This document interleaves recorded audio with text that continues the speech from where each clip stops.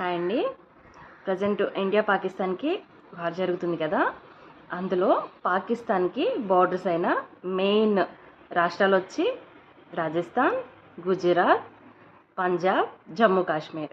ఇందులో నేను ప్రజెంట్ రాజస్థాన్లో ఉన్నానండి. మనం రోజు వింటూనే ఉంటున్నాము, బోర్డర్స్లో అటాక్ చేస్తున్నారు, చనిపోతున్నారు, బాంబులు పడుతున్నాయి, అలాగే డ్రోన్స్ పంపిస్తున్నారు. ఇలా రోజు రోజుకి వింటూనే ఉంటున్నాము. ఇవన్నీ వింటున్నప్పుడైతే నాకు అనిపిస్తుంది, మన రాష్ట్రాలన్నిటిలో కూడా, ఇండియాలో ఉన్న రాష్ట్రాలన్నిటిలో కూడా ది సేఫెస్ట్ ప్లేస్ అంటే ఆంధ్రప్రదేశ్. నేను ఆంధ్రప్రదేశ్ నుంచి వచ్చిన అమ్మాయినే.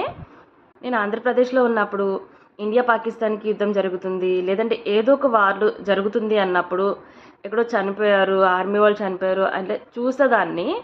కానీ బాధ అనిపించేది, కానీ కాకపోతే భయం అనేది ఫేస్ చేయడం ఇది ఫస్ట్ టైం అండి. ఈ భయమైనా ఎందుకు అంటే,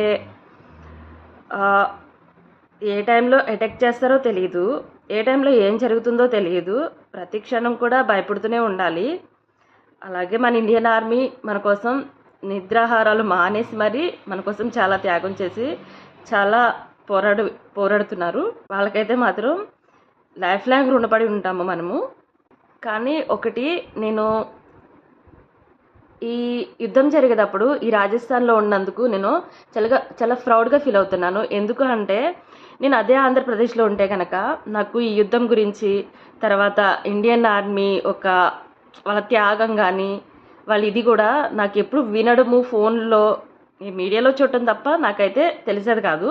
ఫస్ట్ టైం నేను దగ్గరుండి చూస్తున్నాను, ఫేస్ చేస్తున్నాను. చాలా ప్రౌడ్గా ఫీల్ అవుతున్నాను. ఎందుకంటే నాకు ఈ